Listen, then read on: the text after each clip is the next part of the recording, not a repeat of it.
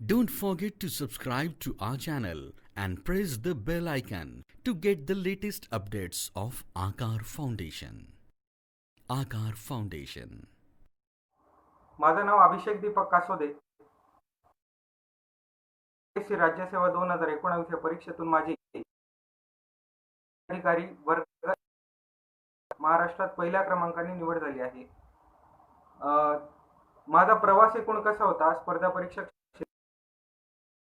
आणि मी अभ्यास कसा केला, या सगळ्या बाबी संवाद साधावा म्हणून मी आपलं. माझा जन्म, प्राथमिक आणि माध्यमिक शिक्षण झालं चाळीसगाव जिल्हा. महाविद्यालयीन शिक्षण झालं नाशिक इथे. आणि त्या काळामध्ये मी ज्या परिसरातून येतो, चाळीसगाव जिल्हा जळगाव हा खानदेशचा परिसर, इथे स्पर्धा परीक्षा क्षेत्रांबद्दल एक प्रकारची जागरूकता वाढत होती. राजेश पाटील, उज्ज्वल कुमार चव्हाण सर अशा पद्धतीचे मोठे मोठे अधिकारी आमच्या या भागातून घडले आणि निमशहरी ग्रामीण अशा या भागातनं स्पर्धा परीक्षा क्षेत्रांबद्दल जागरूकता सुरू झाली. त्या काळात या अधिकाऱ्यांना बघत असताना, यांचं काम बघत असताना आपण पण असं काहीतरी अधिकारी व्हावं, साहेब व्हावं अशी इच्छा मनामध्ये यायला लागली. पण डिग्री करत असताना, पदवी शिक्षण घेत असताना एक विचार मनापुढे होता की आपण प्लॅन बी आपला स्पर्धा परीक्षांसाठीचा तयार ठेवावा. आपल्याला जे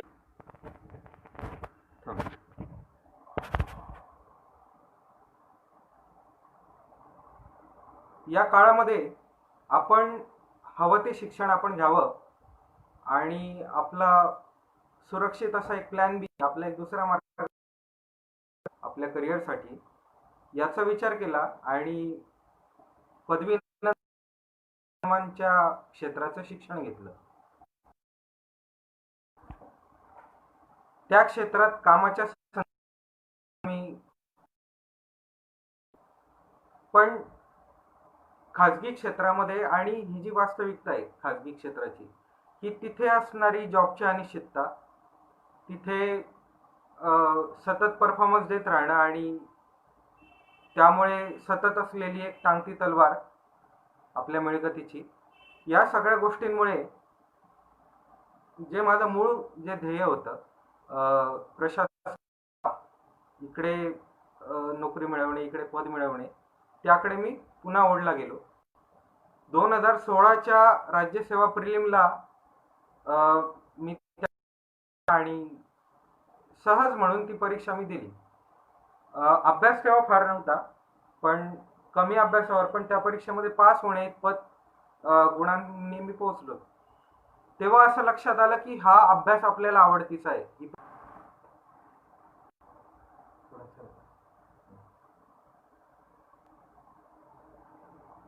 या सगळ्या काळामध्ये प्रशासकीय सेवांकडे मी त्यावेळेला वळलो. समाजामध्ये काही प्रश्न तेव्हा बघत होतो. रोजगार, आरोग्य,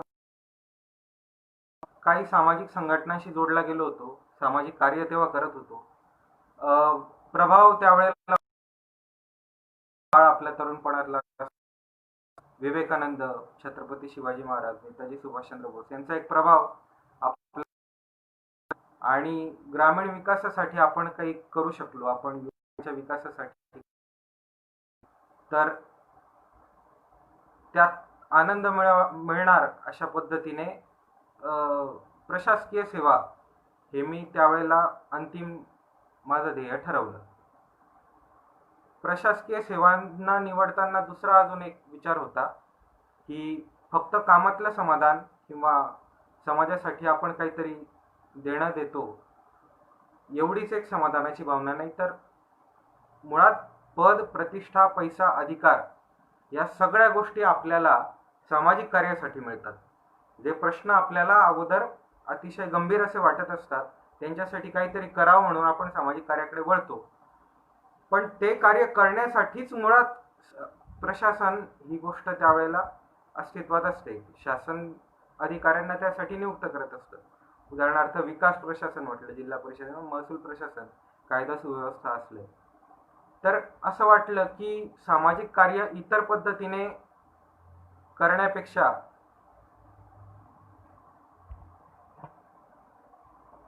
आपण अभ्यास केला आणि पद मिळवलं तर आपण ते अधिक अधिकाराने, अधिक प्रतिष्ठेने ते कार्य करू शकतो. हा अजून एक विचार डोळ्यापुढे ठेवून प्रशासकीय क्षेत्राकडे मी वाटचाल सुरू केली. 2016ची राज्य परीक्षा मी चाचणी अशा पद्धतीने मी ती देऊन बघितली होती. त्यावेळेला मी सांगितलं की पास होण्याइतपत गुणांनी मी तिथे पोहोचलो होतो. अर्थात अभ्यास जवळपास 0 होता, त्यामुळे तिथे मी पास झालो नव्हतो. परीक्षेनंतर मी विचार केला की आपण जर अभ्यास नसताना इथपर्यंत पोहोचतो तर आपण अभ्यास करून इकडे पद निश्चित. त्यामुळे बुक लिस्ट अधिकाऱ्यांकडून मिळवली. या क्षेत्रात जे ज्येष्ठ आहे, सिनियर, सल्ला घेतला आणि अभ्यासाला सुरुवात केली. स्पर्धा परीक्षांकडे मी अशा पद्धतीने वळलो. पण असतो की यूपीएससी की एमपीएससी.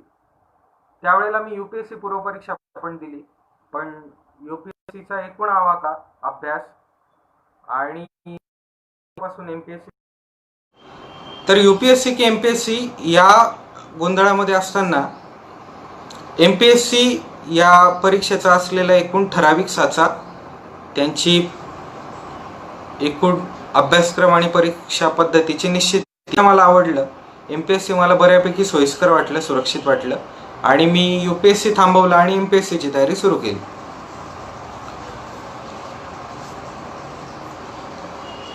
दोन 2017ची पूर्व परीक्षा मी पास झालो. मुख्य परीक्षेची तयारी तितकीशी नव्हती, त्यामुळे मुख्य परीक्षेमध्ये मी काही यशस्वी होऊ शकलो नाही. मग 2018साठी पहिल्यांदा मुख्य परीक्षेची तयारी केली. पूर्व परीक्षा पास झालो. त्यावेळेला जागा पण कमी होत्या आणि मग मी सरावामध्ये कमी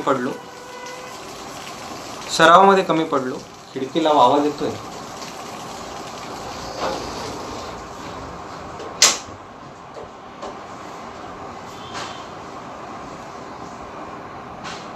आणि 2018ची मुख्य परीक्षा मी काही गुणांनी राहिलो. माझ्या चुकांचं मी त्यावेळेला परिशीलन केलं, सरावावर त्यावेळेला मेहनत घेतली आणि 2019ला बऱ्यापैकी मोठी ॲड त्यावेळेला आलेली होती. बऱ्यापैकी 400+ जागांची ती ॲड होती. त्या 2019च्या राज्यसेवा परीक्षेला अनुलक्षून तयारी केली आणि अभ्यासाचं एक व्यवस्थित नियोजन केलं. पूर्व परीक्षा पास झाल्यानंतर मुख्य परीक्षेसाठी 4 महिने तयारी केली. त्या 4 महिन्यामध्ये 10 तास 12 तास असं अभ्यासाचं एक शेड्यूल टाकलं आणि 2019ची राज्यसेवा मुख्य परीक्षा मी दिली आणि त्यावेळेला लक्षात आलं की आपल्याला बऱ्यापैकी चांगले गुण इथे आहेत आणि आपण वर्ग 1 हे पद त्यामधून मिळवू शकतो. 2019ची मुख्य परीक्षा झाल्यानंतर मुलाखतींना बऱ्यापैकी काळ लागला. त्या काळात इतरही काही अभ्यास केला. इतर परीक्षांच्या मुख्य परीक्षा दिल्या, वनसेवेची मुख्य परीक्षा दिली आणि मुलाखतींचं सत्र सुरू होण्या अगोदर प्रशासन, त्यातली पदं, त्यातले अधिकार आणि इतर अभ्यास, इतर वाचन या सगळ्याची माहिती घेत तो मी काळ घालवला. शारीरिकदृष्ट्या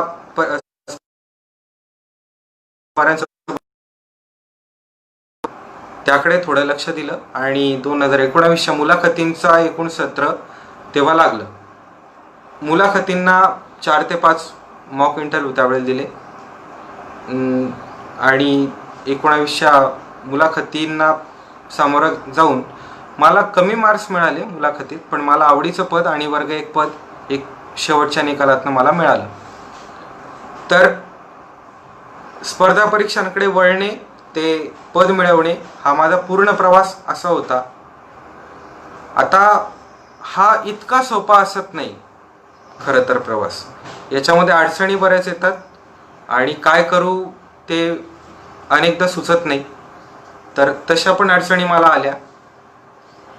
आपल्या शंका असतील त्या आपण कमेंट्समध्ये कळवा, मी त्यांची उत्तरं देण्याचा प्रयत्न करेन. सगळ्यात पहिली चूक मी काय केली होती तर परीक्षा एक न निवडणे याच्यामध्ये माझा जवळपास 6-8 महिन्यांचा काळ गेला. UPSC की MPSC, MPSC मध्ये संयुक्त पूर्व परीक्षा घ्यायची की राज्य परीक्षा घ्यायची याच्यामध्ये आपण गोंधळ करतो. दोन्ही परीक्षा UPSC आणि MPSC आपण साधारणपणे यांना सिव्हिल सर्व्हिसच्या परीक्षा म्हणतो, पण तरी यांच्या अभ्यास विषयाला MPSC मध्ये बऱ्यापैकी वेटेज आहे. महाराष्ट्र याचा तिकडे प्राधान्य, भूगोल अशा गोष्टींचं महत्त्व येतं. MPSC खूप जास्त ऑब्जेक्टिव्ह आहे. MPSC मध्ये पाठांतराची फार गरज असते. UPSC ही कन्सेप्टिव्ह अशी आहे, संकल्पनात्मक आहे, आवश्यक असतो आणि जितक्या जास्त विषयांचं जास्त वाचन असेल ते UPSC मध्ये आवश्यक असतं. UPSC मध्ये लेखी कौशल्यांना तिथे महत्त्व असतं. तर निवडायचं असतं 4 पैकी. मुख्य परीक्षेलाही तसंच असतं, पूर्व परीक्षा दोघांची सारखी असते. असे काही फरक आहेत, त्यामुळे आपण दोन्ही एक वेळेला कदाचित काळामध्ये मला गोंधळ आला होता की UPSC की MPSC, पण त्यावेळेला आपली स्वतःची आवड, आपल्याला हवं ते पद कोणत्या परीक्षेतनं मिळेल आणि आपल्या क्षमता याचा विचार करून आपण ते निवडायचं असतं. मी MPSC निवडली. MPSCच्या बाबतीत काही गैरसमज असे पसरतात की मिळेल ते वाचायचं असतं, खूप जास्त अभ्यासक्रम आहे आणि असावे लागतात. तर त्या काही गैरसमजांबद्दल मी बोलतो.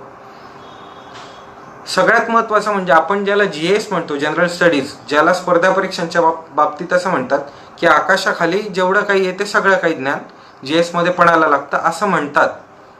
पण तरी पण GSचा आणि सामान्य अध्ययन या विषयाचा पूर्ण अभ्यासक्रम आयोगाने आखून दिलेला असतो. त्याचे काही मुद्दे उपमुद्दे असे ठरलेले असतात. तर त्यांना अनुलक्षून ही परीक्षा होत असते. आपण अभ्यासक्रमाकडे दुर्लक्ष करतो. आपण प्रत्येक विषय आणि त्याचे ठरलेले घटक यांच्याकडे आपण तितकंच लक्ष देत नाही आणि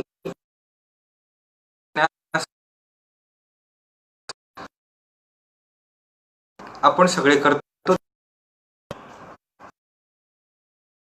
दिलेला एकूण अभ्यासक्रम वेबसाईटवर असतो. त्यानुसार पुस्तकं ठरवणे आणि दिलेले घटक एवढाच अभ्यास करणे ही अतिशय महत्त्वाची गोष्ट MPSCच्या बाबतीत आहे आणि UPSCलाही त्या पद्धतीने अभ्यासक्रम ठरलेला आहे. तर पहिलं म्हणजे भारंभार वाचन, इकडे ठराविक, मोजकं आणि स्मार्ट वर्क अशा पद्धतीने करावं लागतं. 2017ची पूर्व परीक्षा पास होईपर्यंत मला ते लक्षात आलेलं होतं. दुसरी गोष्ट यामध्ये अशी की संकल्पनात्मक पाया आपला पक्का झाला की आपण परीक्षा, असा एक भ्रम उमेदवारांच्या मनामध्ये असतो. जर आपण पूर्व परीक्षेचे पेपर चाळले तर फक्त प्रश्न आणि त्यांचे अगदी थेट विचारलेला प्रश्न पर्यायांवर 4 पर्याय असं एकूण प्रश्नांचा साचा असतो. त्याच्यामध्ये फक्त संकल्पना विचारल्या जात नाही, त्याच्यामध्ये थेट वस्तुनिष्ठ असे मुद्दे विचारले जातात, वस्तुनिष्ठ उत्तर विचारली जातात, कायद्यांची कलम विचारली जातात, अधिवेशनांची वर्ष विचारली जातात, वृत्तपत्र आणि संपादक असे प्रश्न असतात. याच्यामध्ये आपण संकल्पना काय करणार, याच्यात कन्सेप्ट क्लिअर ठेवल्या, एखादा कायदा आपण समजून घेतला, संविधानातलं एखादं कलम आपण समजून घेतलं, क्रमांक आपल्या लक्षात नसेल तर आपण त्या प्रश्नाचं उत्तर कसं काय देणार. त्यामुळे पाठांतर ही सुद्धा इकडे महत्वाची गोष्ट. अगदी थेट MPSCच्या बाबतीत म्हटलं तर काही गोष्टींची घोकंपट्टी तिथे करावी लागते. जे कायदे येतात त्या कायद्यांची कलम आणि त्यांचे क्रमांक विचारले जातात, तर त्या सगळ्या गोष्टी पाठ ठेवाव्या लागतात. तर पाठांतराला संकल्पनांच्या इतकंच महत्व आहे. ती दुसरी गोष्ट महत्वाची याच्यामध्ये. आणि तिसरी आपण एक करतो की आपण पुस्तकांच्या मागे तर आपण पुस्तकांच्या ब्रँडच्या मागे लागतो. आपण किती मी जास्त पुस्तक करतो आणि मोठ्या मोठ्या पुस्तकांचे नाव आपण लक्षात सिंग आहे, लक्ष्मीकांत आहे, मराठीमध्ये सौदी सरांची पुस्तकं वगैरे. तर याच्या मागे आपण लागतो की आपलं झालं पाहिजे, बस एवढं आपल्याला पाहिजे असतं. असं न करता आपल्याला जे आवडेल, आपल्याला जो मुद्दा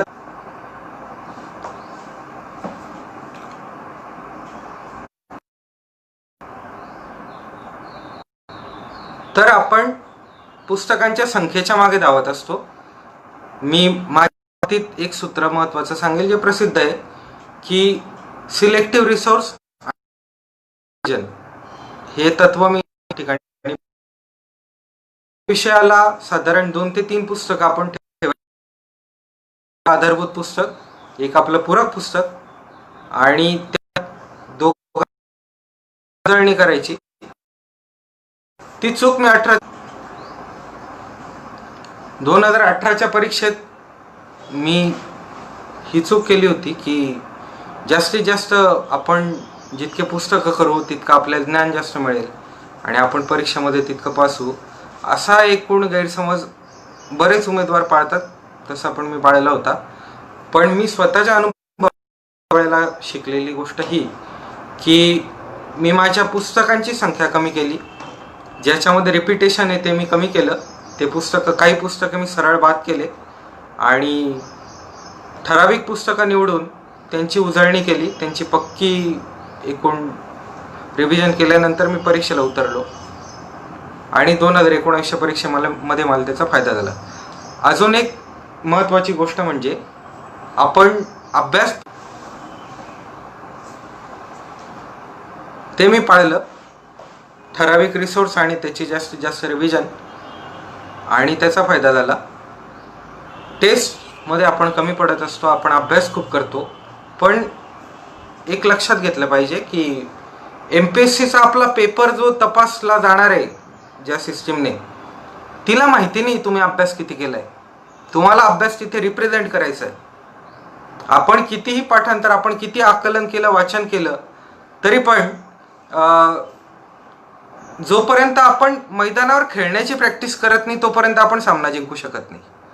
त्यामुळे वाचन, त्याची उजळणी आणि त्यानंतर तिसरा महत्त्वाचा टप्पा येतो की सराव. तिथे टेस्ट सिरीज लावली होती. ते टेस्टचे पेपर, अगदी डिस्क्रिप्टिव्हचे पेपर पण मी तज्ञ माझं चुकतं काय ते मी प्रत्येक वेळेला समजून घेतलं. लेखी परीक्षेचा सराव करणे, लेखी पेपर्सचा, ही 19 परीक्षा केलेली गोष्ट होती. 18ला आणि सराव केलेला नव्हता. पण 3 तासामध्ये अगदी 2 निबंध, 2 सारांश आणि अनुवाद करणे, तो वेळ पाळणे, ते शब्दमर्यादा पाळणे आणि मुद्द्याला धरून तो निबंध लिहिणे, याच्यासाठी काही सराव लागतो, काही मार्गदर्शन लागतं. आकार फाउंडेशन तुम्हाला ते मिळेल. बाकी तुम्ही जिथे शिकत असाल तिथल्या शिक्षकांकडून त्याबद्दलचं गायडन्स तिथे मिळेल. पण जोपर्यंत आपण स्वतः पेपर लिहून तो तपासून त्यातल्या चुका समजून घेत नाही तोपर्यंत मला नाही वाटत की डिस्क्रिप्टिव्हचा पेपर आपण यशस्वीपणे सोडवू शकतो. तर तो लेखी पेपर जो आहे मराठी इंग्लिशचा, त्याची पण मी त्याच्या जवळपास 5 त्याच्या प्रश्नपत्रिका सोडवून त्यांचा सराव मी केलेला होता. परीक्षेला मी असा तयार झालो होतो. अभ्यास करण्याच्या माझ्या काही पद्धती होत्या. उदाहरणार्थ, कुठलाही विषय मी नोटशिवाय सोडला नव्हता. प्रत्येक विषयाच्या नोट्स तयार केलेल्या होत्या. मला स्वतःला पुस्तकांमधून उजळणी करता येत नाही, हा एक माझी कमी ती होती. ते पुस्तक केलं आणि त्याची उजळणी करायला घेतली तर मला पहिला पाढा 55 असं ते पहिल्यापासून सुरू व्हायचं. तर मी पहिल्या वर्षीच्या अभ्यासानंतर याचा अनुभव घेतला की इतका मोठा जो अभ्यास आहे, 8 ते 10 विषय आणि एक पुस्तक 300-300 पानांचं, एवढी सगळी उजळणी आपण करू शकत नाही परीक्षेच्या काळात. बरं, मुख्य परीक्षेला एका दिवसात 2-2 पेपर द्यायचे असतात. एका पेपरमध्ये 2 ते 3 विषय असतात. एका रात्रीतनं ते रिवाईज होत नाही. त्यामुळे रिवाईज करण्यासाठी मला नोट्सची गरज त्या ठिकाणी लागली. तर मी अभ्यास करतानाच प्रत्येक विषयाच्या नोट्स तयार करत होतो. आणि त्या नोट्स कशा कराव्या ते व्यक्तिशः ठरतं.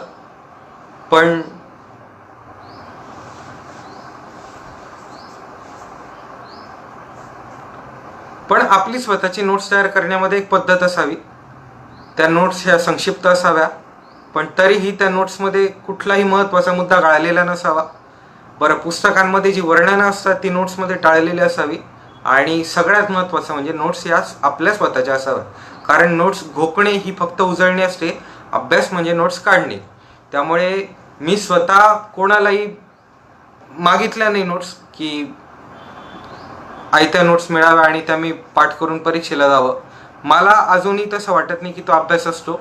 उद्या मी दुसऱ्या कोणत्या परीक्षेची तयारी केली तर तिच्याही मी पहिल्यापासून नोट्स तयार करणार.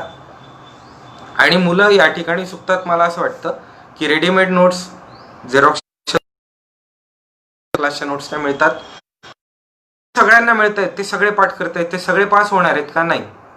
कारण त्या आकलनामध्ये फरक असणार आणि त्या आकलन हे संदर्भ ग्रंथाचं असतं. त्यामुळे त्या मूळ पुस्तकाच्या आकलनावरून आपल्या स्वतःच्या नोट्स तयार करायच्या आणि त्यांची उजळणी करायची. अजून एक म्हणजे पाठांतराकडे सुरुवातीला माझं दुर्लक्ष होतं, पण मी तिकडे व्यवस्थित लक्ष दिलं. 2018च्या परीक्षेत पाठांतर कच्चं असल्यामुळे मी काही गुण गमावले होते. भूगोलामधलं पाठांतर, इतिहासातलं, राज्यशास्त्रातलं पाठांतर. त्यानंतर मी पाठांतर करण्याजोगे तक्ते तयार केले, संविधानाचे कलम, कायद्यांचे कलम, आणि अक्षरशः पाटी पेन्सिल घेऊन ते पाठ केलं.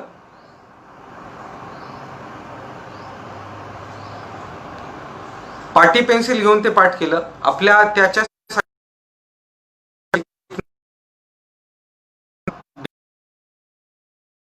मला एक प्रश्न काल इनबॉक्समध्ये होता या लाईव्हसाठी की पाठ कसं करावं, मनात करावं की मोठ्याने. ते व्यक्तीनुरूप ठरतं. पाठ केल्याने लवकर पाठ होता अशी माझी पद्धत होती. कारण मनात करताना आपलं मन ताब्यात राहत नाही आणि मग ते भरकटून जातं, मग लक्षात राहत नाही आणि मग ती सगळीच लिंक तुटून जाते. त्यापेक्षा घोकून पाठ केलं तर आपण काही निमोनिक्स तयार करू शकतो.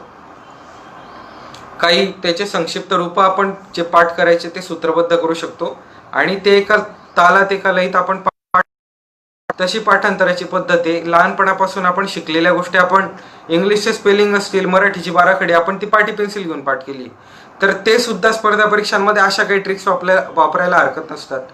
किंवा एक प्रश्न इथे मोठा भेडसावतो की स्मरणशक्तीचा. इतका मोठा अभ्यास लक्षात ठेवणं कठीण असतं. त्यामुळे ते स्मरणात ठेवण्यासाठी आपण एक अभ्यास केला, आपण 15 दिवस तिकडे लक्ष देत नाही कारण आपल्याला इतर सगळे विषय करायचे असतात. 15 दिवसानंतर आपण ते पुन्हा हातात घेतो तर ते सगळं काही आपलं भुईसपाट झालेलं असतं. तो एक मोठा प्रश्न इथे सगळ्यांना भेडसावतो. तर त्यासाठी काही वैज्ञानिक पद्धती वापरल्या पाहिजेत. आपण जो अभ्यास केला त्याची धावती उजळणी का होईना पण त्या दिवसात झाली पाहिजे.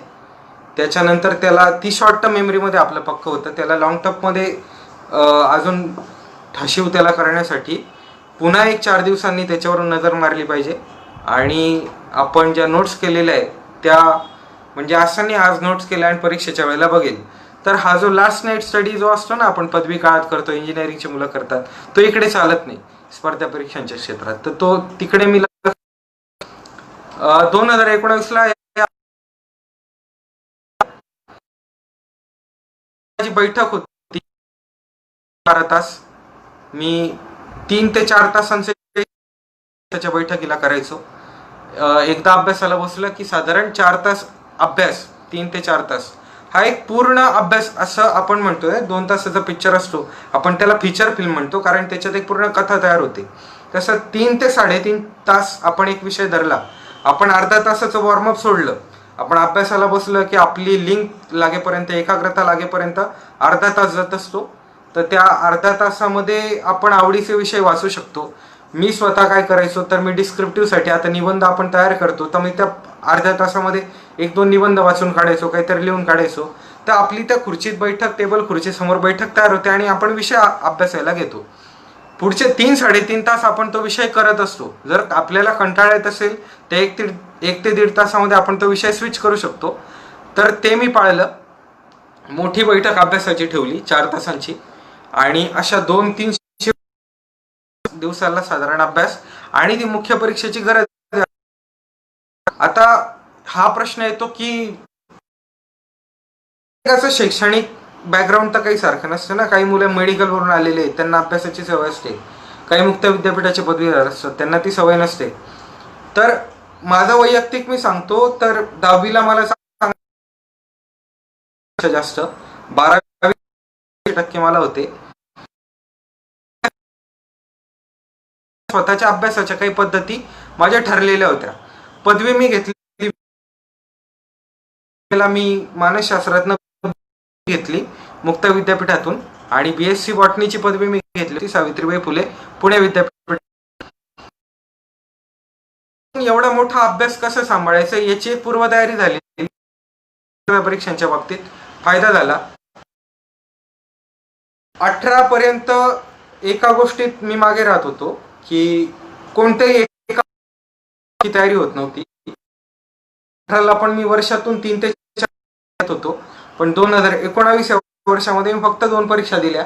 मी दिली राज्यसेवा मुख्य परीक्षा आणि वनसेवा पूर्व परीक्षा.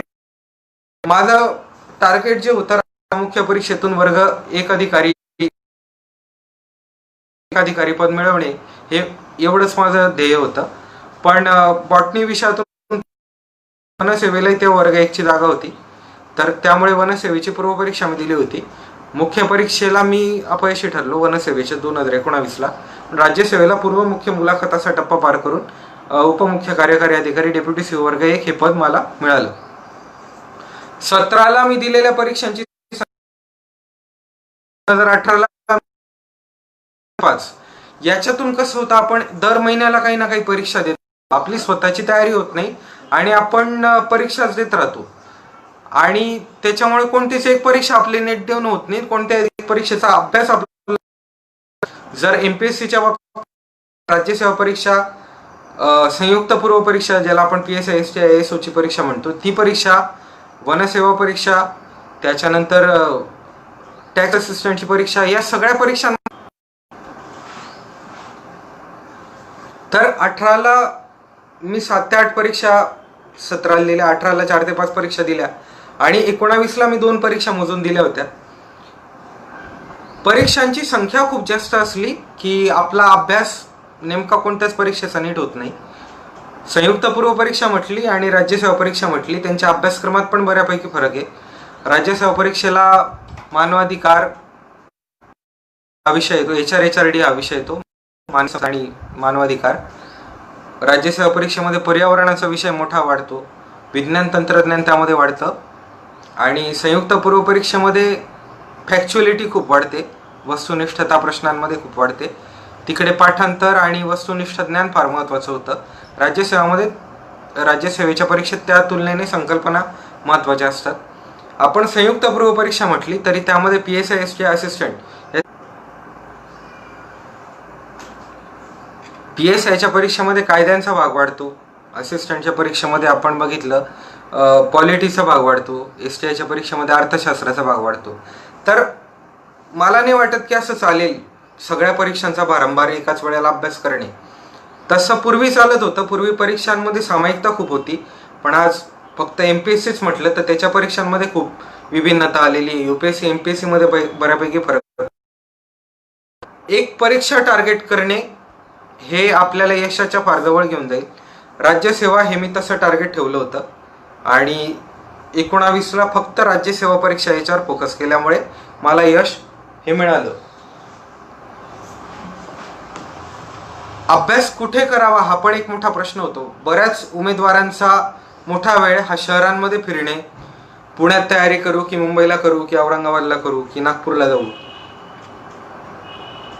तर या सगळ्यामध्ये उमेदवारांचा वेळ जातो. तो वेळ वाचवला पाहिजे. त्याबद्दल माझं स्वतःचं वैयक्तिक मत असं की स्पर्धा परीक्षांचा अभ्यास, योग्य जागा, शांत जागा, शांतता आणि अभ्यास साहित्य पुरेसं असेल तर अगदी गावखेड्यात सुद्धा तो अभ्यास होऊ शकतो. त्यामुळे पुण्यात किंवा मुंबईत किंवा औरंगाबादला जाण्याची तिथे गरज आहे असं मला वाटत नाही. स्पर्धा परीक्षा क्षेत्राचं जे केंद्रीकरण जे झालेलं आहे, उदाहरणार्थ पुण्यामध्ये, की असे एक नोशन अशी तयार झाली, एक सामाजिक भावना अशी तयार झाली की तिथेच फक्त अभ्यास होईल. पूर्वी ही भावना दिल्लीबद्दल असायची. UPSCची तयारी फक्त दिल्लीतच होऊ शकते असा एकूण गैरसमज मुलांमध्ये असायचा. पुण्याच्या बाबतीत पण मी तेच म्हणेल, MPSCची तयारी फक्त तिथेच होऊ शकते असं नाही. तिथे होईल ती चांगली होईल, तिथे मिळतं, पण तुम्ही जिथे असाल तिथून तुम्ही परीक्षांची तयारी करू शकता. मी आत्ता चाळीसगावातून बोलतोय. मी माझ्या स्वतःच्या अभ्यासाच्या खोलीमधून बोलतोय आणि इथेच मी माझा निम्मा अभ्यास केला. काही अभ्यास मी मुंबईत राहून केला. माझी ताई ही मुंबई पोलिसामध्ये API पदावर कार्यरत आहे, मुंबईत आयुक्तालयामध्ये. 2012च्या महाराष्ट्र लोकसेवा आयोगाच्या PSI परीक्षेमध्ये ती PSI पदी ती निवड झाली तिची होती आणि आता API पदावर तिचं प्रमोशन झालेलं आहे. ताईचं मार्गदर्शन आणि ताईकडे राहून मी माझा काही निम्मा अभ्यास तिथे केलेला होता. मुंबईत राहिल्यामुळे तिथे अभ्यास साहित्य लवकर मिळालं, मार्गदर्शन लवकर मिळालं, तो एक फायदा होता. पण तरी मी सांगतो, मी वैयक्तिक माझा अभ्यास हा घरी राहूनच केलेला होता. राज्यसेवेच्या बाबतीत क्लास मी लावला नाही हे मी स्पष्ट केलंय. टेस्ट सिरीज मी लावली होती, ती शहरामध्ये लवकर अवेलेबल होते. जर तुम्ही गावाकडे अभ्यास करत असाल तर इंटरनेटवरून तुम्ही साहित्य मिळवू शकता. मी पाळलेलं अजून एक तत्व म्हणजे मी समाज माध्यमांपासून दूर राहिलो. मी अलीकडेपर्यंत फेसबुकपासून दूर होतो. टेलिग्रामवर मी आजही नाही. यूट्यूबचा वापर मर्यादित केला आणि टेलिग्रामवरून येणाऱ्या PDFs किंवा व्हॉट्सॲप ग्रुपवर मुलं असतात स्पर्धा परीक्षांच्या आणि पुस्तकं ते PDF मध्ये येतात. या नोट्स आलेल्या आहेत, त्या टिप्स आलेल्या आहेत. या सगळ्यामध्ये आपण गोंधळून जातो. आपलं जे बाउंड पुस्तक असतात ना, तोच खरा अभ्यास असं मला वाटतं. त्यामुळे टेलिग्राम वगैरे या सगळ्यापासून मी दूर राहिलो. आज जर स्पर्धा परीक्षांचं क्षेत्र बघितलं तर तिथे अभ्यास साहित्याचा पूर आलेला आहे. नेमकं काय करावं ते कळत नाही. साधा अगदी छोटा विषय घेतला, इकडे MPSCमध्ये पूर्वपरीक्षेला मुख्यालय थोडा एक विषय आहे चालू घडामोडींचा. तसं तर प्रत्येक विषयाचं ज्ञान हे चालू घडामोडींशी निगडीत असावं लागतं, पण जो करंट अफेअर्स आपण म्हणतो तेवढा विषय जो एक 10-15 मार्कांचा असतो, त्याच्या अभ्यासासाठी किमान डझनभर मासिक आहेत, किमान अर्धा डझन त्रैमासिक आहेत आणि आपल्या टेलिग्रामवर व्हॉट्सअपवर तर दिवसाला कितीतरी PDFs येत असतात. बाकी आपले न्यूजपेपर्स आहेत. मग लोकसत्ता करावा, सकाळ करावा, महाराष्ट्र टाइम्स करावा, या गोंधळामध्ये मुलं असतात. तर मला वाटतं एक त्रैमासिक, एक मासिक आणि रोजचं थोडं वृत्तपत्र वाचन, अगदी ते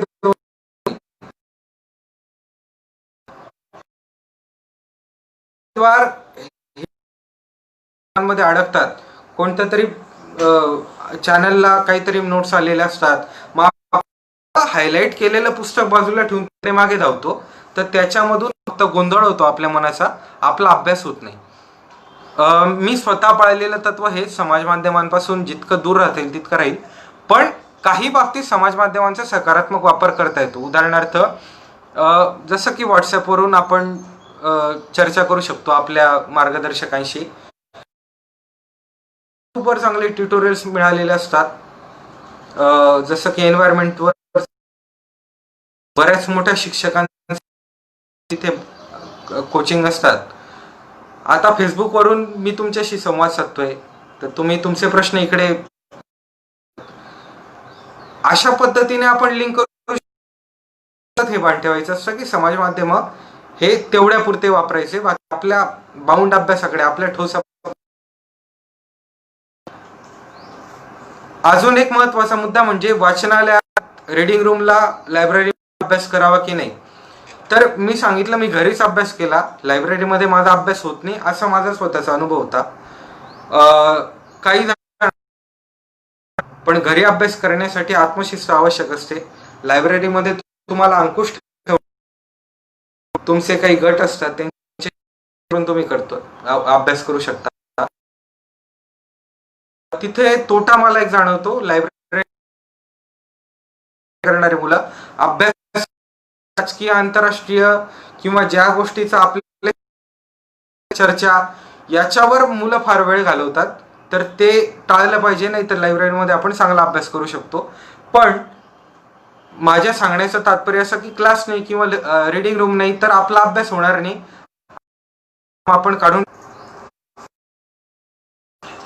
तर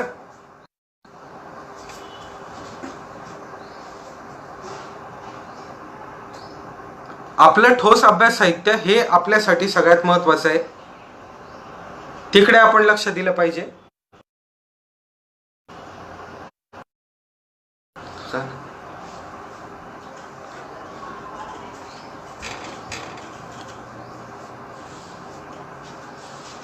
त्यानंतर महत्वाचा टप्पा स्पर्धा परीक्षेमध्ये येतो मुलाखतीचा. त्या ठिकाणी आपल्याला आपला प्राधान्यक्रम पदांचा टाकावा लागतो. आपण इथे मला पद्धतीने आपण जातो. नेमकं कोणतं पद आपल्याला आवडीचं आहे त्याचा आपण विचार करत नाही.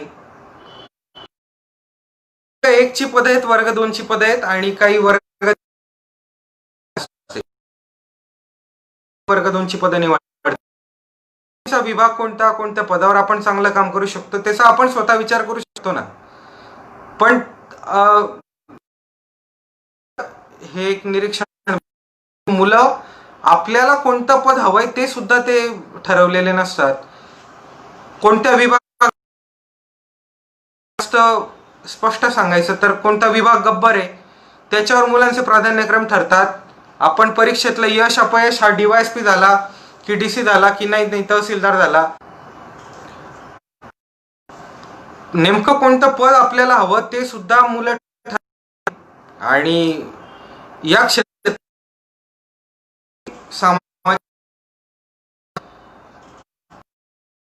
प्रतिष्ठेचं किंवा ते पद तर काय शुल्लक. आता परीक्षांचा निकाल लागलेला आहे तर बऱ्याच उमेदवारांना मग हे पद नाही मिळालं का, मग ते पद प्राधान्यात नव्हतं का. तर असं नाही. मी स्वतः पाळलेलं हे एक अजून तत्व होतं की मला आवडीचं पद कोणतं, मला आवडीचा विभाग कोणता आणि त्यानुसार ग्रामीण विकास प्रशासन ही माझी आवड होती. माझं पहिला प्राधान्य होता हे महसूल विभागातलं पद आहे, उपजिल्हाधिकारी पद. हे प्रतिष्ठेचं पद, एक जनरलाइज सर्व्हिस असते, त्या व्यक्तीला त्या पदामध्ये काम करता येतं. ते पद माझं पहिलं मला ते पहिलं प्राधान्यक्रमातलं पद मला प्राधान्यक्रमातलं पद होतं. उपमुख्य कार्यकारी अधिकारी जिल्हा विकास प्रशासनातलं हे पद आहे आणि या पदावर काम केलेल्या अनेक मोठ्या व्यक्ती काम बघितलं होतं. प्रशासनामध्ये काहीतरी करावं या हेतूने मी हे पद निवडलं होतं. जसं की आपण बघितलं हिवरे बाजार हे जे आदर्श गाव तयार झाले किंवा पाटोदा हे गाव जे तयार झालेले, गांधीजींची जी खेड्यांकडे आणि स्वयंपूर्ण गावं ती पूर्ण करता यावी आणि ग्रामीण भागात आणि विकासामध्ये काम करता यावं यासाठी मी हे पद निवडलं होतं. हे वर्ग 1चं पद आहे. इतरही पद आहेत, मोठी पद आहेत आणि ते विभाग पण अतिशय, पण मला जे आवडलं ते मी निवडलं. नाही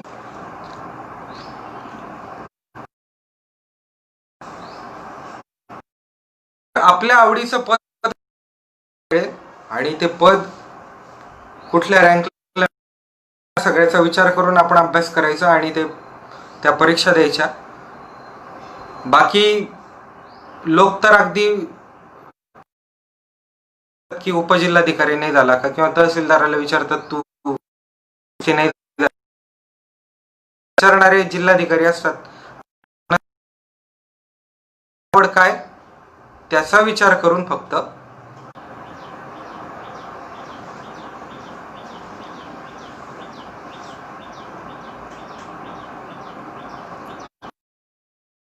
कोण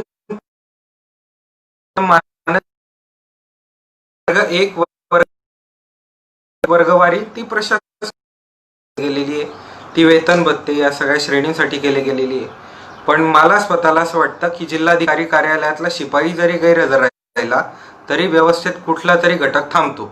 त्यामुळे कलेक्टर पासून जिल्हाधिकाऱ्यापासून ते वर्ग 3-4 चे कर्मचारी हे सगळेच व्यवस्थेमध्ये आवश्यक असतात.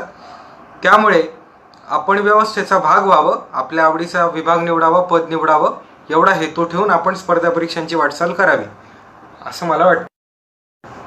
स्पर्धा परीक्षा या क्षेत्राबद्दल मी आता मांडतो. इकडे येणं ही आता तितकीशी सोपी गोष्ट राहिली नाही. 2000 मी जेव्हा पहिल्यांदा अभ्यास करून परीक्षा दिली त्यावेळेला की स्पर्धा इकडे इतकी वाढलेली आहे की आपण पूर्वी जे अगदी फक्त रोमांचकारी कल्पनांनी इकडे बघायचो की अभ्यास करायचा आणि 2-4 वर्षात आपण अधिकारी किंवा पंचवार्षिक योजना म्हणतात MPSCला 5 वर्षामध्ये पद, तसं आता तितकं सोपं राहिलेलं नाही. मी स्वतः 3 ते 3.5 वर्ष पूर्ण वेळ या क्षेत्रामध्ये 3 ते 3.5 वर्षांचा एकूण काळ माझा स्पर्धा परीक्षांच्या क्षेत्रामध्ये गेला. मी असे काही उमेदवार बघितले की 6-6 वर्ष तयारी करून सुद्धा ते कोणती पूर्वपरीक्षा सुटत नाहीत. माझा मध्ये जर तुम्ही कुठलीच पूर्वपरीक्षा सुटत नसाल तर या क्षेत्राचा पुनर्विचार केला पाहिजे. आपण काय करतो, आपण फक्त अधिकाऱ्यांना बघून अधिकारी घडतो. आपण कुठल्या तरी अधिकाऱ्याचं मनोगत, आपण जसं तुम्ही माझी ऐकताय सक्सेस स्टोरी ऐकतो आणि आपण भारावून त्या क्षेत्राकडे वळू बघतो. स्पष्टपणे सांगायचं झालं तर स्पर्धा परीक्षांमधलं यश हेच जीवनातलं अंतिम यश असत नाही. कुठला तरी डॉक्टर, कुठला तरी इंजिनियर, कुठला तरी कुशल कारागीर हे सगळे या व्यवस्थेला, या समाजाला तितकेच आवश्यक असतात. त्यामुळे एक प्रशासकीय अधिकारी झाला तर तोच फक्त जीवनात यशस्वी झाला असं अजिबात असत नाही. राजकारण्यापासून तर मीडियापासून, न्यायव्यवस्थेपासून लोकशाहीचे हे सगळे स्तंभ आहेत आणि या सगळ्या घटकांचं समाजामध्ये तितकंच योगदान आहे. यशस्वी होण्याचे अनेक निकष आहेत. फक्त अधिकारी होणं हे काही यशाचं अंतिम परिमाण मी मानत नाही. बरं, अधिकारी होणं हे अभ्यासाचंही अंतिम परिमाण मी मानत नाही. मी स्वतः माझ्यापेक्षाही जास्त अभ्यास असताना अधिकारी न झालेले किंवा MPSCतून यश न मिळालेले मुलं मी बघितलेले आहेत.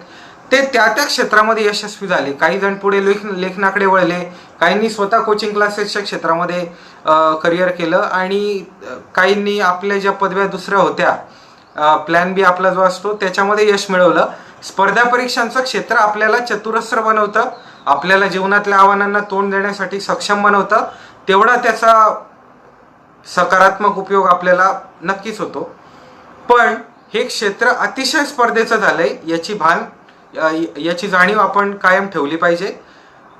फक्त अधिकाऱ्यांचं यश बघून इकडे वळू इच्छिणाऱ्या मुलांना मी प्रामाणिकपणे जाणीव देईन की इथली स्पर्धा बघा, इथले अपयशी मुलं पण बघा आणि त्यानुसार आपला प्लॅन बी पक्का ठरवा आणि आपली एकूण आर्थिक स्थिती, आपल्याजवळ असलेली वर्ष, आपल्याकडे असलेले अटेम्प्ट आणि आपण करू शकणार किती अभ्यास या सगळ्याचा विचार करून स्पर्धा परीक्षाकडे आलं पाहिजे.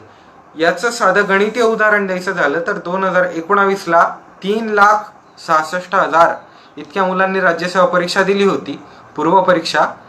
त्यातनं काही हजार मुलं मुख्य परीक्षेला आले आणि 400+ मुलं फक्त अधिकारी झाले. हा जो एकूण यशाचा हा जो दर आहे ना, तो 99.99% अपयशी मुलांचा आहे आणि 0.0011% फार तर यशस्वी मुलं यामध्ये आहेत. आपण फक्त यशस्वी मुलांच्या गुणगाथा आणि संघर्षगाथा सगळ्या ऐकतो आणि आपण इथल्या काळ्याकुट्ट्या वास्तवाची जाणीव न ठेवता सरळ या क्षेत्रात आपण स्वतःला झोकून देतो. तर तितकी मोठी रिस्क घेण्यापूर्वी एकदा पुनर्विचार केला पाहिजे असं वाटतो. दुसरी गोष्ट म्हणजे आपण जिथे अभ्यास करतो तिथे तो मनापासून केला तर इकडे यश मिळेल. पुण्यात 2 वर्ष केला, मग 1 वर्ष औरंगाबादला, 1 वर्ष नाशिकला, असा अभ्यास करून कोणाला यश मिळालेलं मला माहीत नाही. आपण क्लासेस बदलून, टेस्ट बदलून किंवा आपले दरवर्षी पुस्तकं बदलून अभ्यास केला तर त्यातनं यश नाही अपयश मात्र नक्की मिळणार. काही मुलं आता जर मी स्वतः सांगितलं, मी इतिहासाला समाधान महाजन सरांचं पुस्तक केलं होतं. काही मुलं कोळंबे सरांचं पुस्तक करत असतील, ते पुस्तक बाजूला ठेवतील, महाजन सरांचं घेतील. आता त्यांची मूळ पुस्तकांची चांगली उजळणी झालेली नसेल आणि ते नवीन काहीतरी मटेरियल घेतील. या सगळ्या गोंधळामध्ये 4-5 वर्ष कसे निघून जातात कळत नाही. मग अशा वेळेला एकीकडे लग्नाचं टेन्शन असतं, आर्थिक अडचणींचं टेन्शन असतं आणि अभ्यास काही आपला होत नाही आणि असे मुलं निराशेच्या कर्तेमध्ये जातात. तर ते सुद्धा आपण टाळलं पाहिजे. आपल्या स्वतःच्या मार्गावर आपला संपूर्ण विश्वास पाहिजे. त्यानंतरचा एक शेवटाकडे मी थोडा येतो. एखादा अधिकारी झाला म्हणजे तो यशस्वी झाला. म्हणजे मी अधिकारी पदासाठी निवड, मी स्वतः यशस्वी तेव्हा मानेल स्वतः ज्या पुरेसं ठरवत काम तेव्हा मी मानेल की मी अधिकारी म्हणून यशस्वी झालो. तर मला ही गोष्ट खटक, लोक 25-30 मध्ये अधिकारी होतात आणि 50 पर्यंत म्हणजे त्यांचे 3-4 प्रमोशन झाले तर सुद्धा ते तेच सांगत असतात की आम्ही 25 किती तास अभ्यास केला आणि अधिकारी झालो. तर ते जर आपण थांबवलं पाहिजे. अधिकारी झाला म्हणजे त्याला पद मिळाल्यापेक्षा त्याला दायित्व मिळाले, त्याला जबाबदारी मिळाली, त्या जबाबदारीवर तो काम कसं करतो देशाचा खरा मोजमाप पाहिजे. मला असं वाटतं तुम्ही जे लोक ऐकत त्या सगळ्यांनी माझं स्वतःचं मोजमाप सुद्धा या निकषावर करावं. मला ते मी माझं भाग्य मानतो आणि त्यापेक्षा जास्त मी ती जबाबदारी मानतो. अजून एक या क्षेत्रात एक गंभीर घटक की अपयशाला कसं आपण सामोरं जायचं, त्याबद्दल मी येतो. सेवा परीक्षा 2019 मधून असं नाही की मी तेवढीच परीक्षा दिली होती. मी एकूण दिलेल्या आणि अपयशी ठरलो अशा परीक्षांची संख्या 1 डझनपेक्षा जास्त मध्ये 15 आहे. तर इतक्या परीक्षा मी त्या अपयशांमधून शिकत गेलो. म्हणजे ती अतिशय प्रसिद्ध काव्यपंक्ती जी आहे, असफलता एक चुनौती है उसे स्वीकार करो, क्या कमी रह गई देखो और सुधार करो, त्या तत्वाला पाळत आपण जे अपयश बघितलं त्यातनं सुधारणा करत यशाकडे आपण जाऊ शकतो. पण मुलांचा एक गैरसमज होतो की अभ्यास केला, मग फॉर्म भरला परीक्षेचा, प्रेम झाली, मेन्स झाली, इंटरव्ह्यू आणि निकाल. आपल्याला खूप साऱ्या परीक्षांमधून अपयश येतं, त्यातून आपण शिकत जातो आणि त्या सगळ्या मानसिक तणावाला सामोरं जात आपण यशापर्यंत पोहोचतो.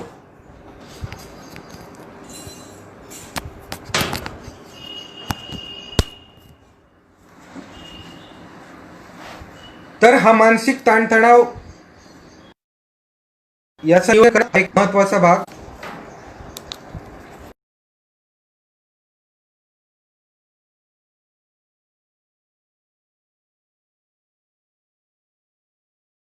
उपमुख्य कार्यकारी अधिकारी वर्ग 1 या पदासाठी माझी निवड झाली.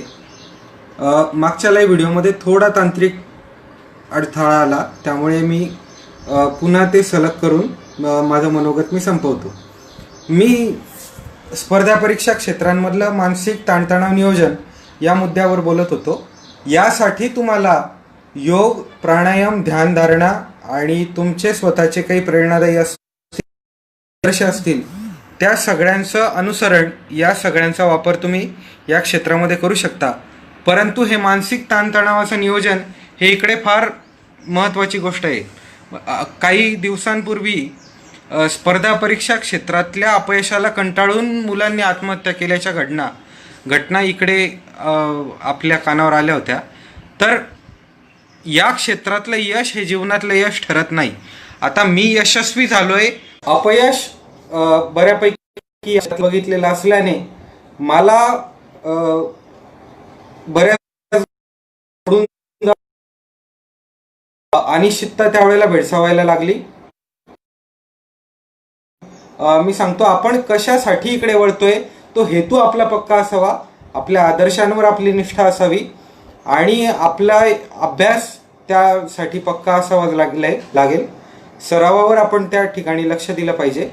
ध्यानधारणा, प्राणायाम, योग या सगळ्याकडे आपण तिथे लक्ष दिलं पाहिजे. इथे ताणतणावाचं व्यवस्थापन करत असताना आपली शरीर प्रकृती व्यवस्थित राहील, इकडे उमेदवारांनी लक्ष दिलं पाहिजे. काही पोलीस किंवा युनिफॉर्म सर्व्हिसमध्ये जाणाऱ्या मुलांचं ग्राउंड चाललेलं असतं, पण आपण अभ्यासामध्ये इतके गुंगून जातो की काही वेळेला तर मुलांना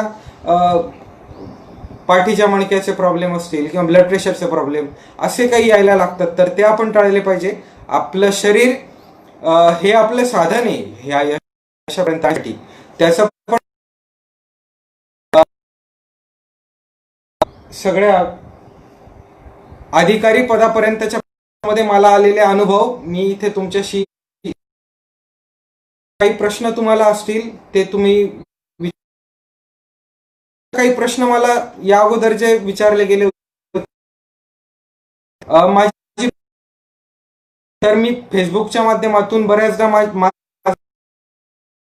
तुम्ही सांगत कोणाहीपेक्षा वेगळे नाही, पण त्या बुकलिस्ट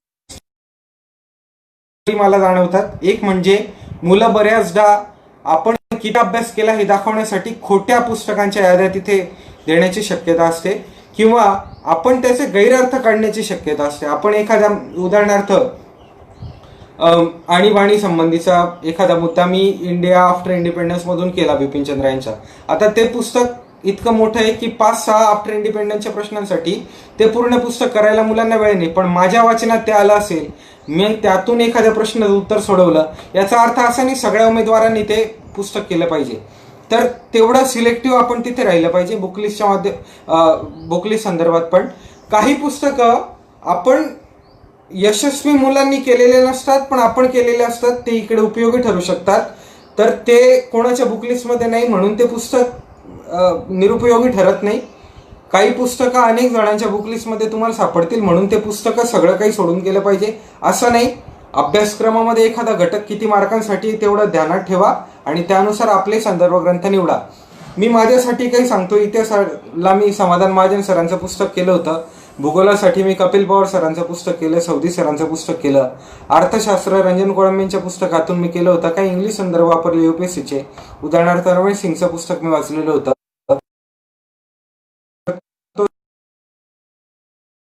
ते सर्व मराठी ते आवडलं. पर्यावरणाचं पुस्तक युनिक प्रकाशनचं मी केलं होतं. विज्ञानाचं पुस्तक सचिन भस्केंचं मी केले, त्या विज्ञानासाठी चांगलं पुस्तक आहे. आपल्याला रुचेल ते पुस्तक आपण करावं. फक्त त्यासाठी मी एक सल्ला देईल की कोणताही घटक अभ्यासक्रमातला बाजूला ठेवू नका. आपण असा विचार करतो याच्यावर तर 2 मार्काचंही वेटेज नाही म्हणून आपण तो विषय साईडला टाकतो आणि त्या विषय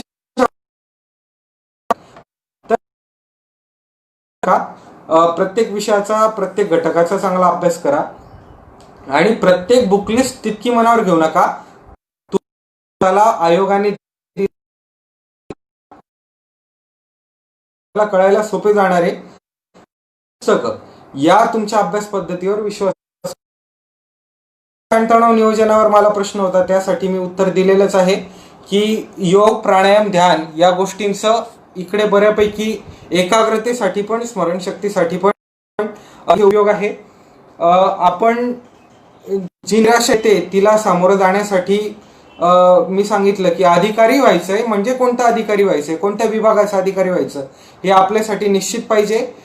दुसरं म्हणजे कोणीतरी फोर्स केला, आपल्याला घरच्यांनी सांगितले तू डॉक्टर म्हणून आम्हाला आवडत नाही, तू अधिकारी म्हणूनच आम्हाला आवडशील, तर ते पण आपण थांबवलं पाहिजे. आपण आपल्याला आवडीचं क्षेत्रच खरं तर निवडलं पाहिजे.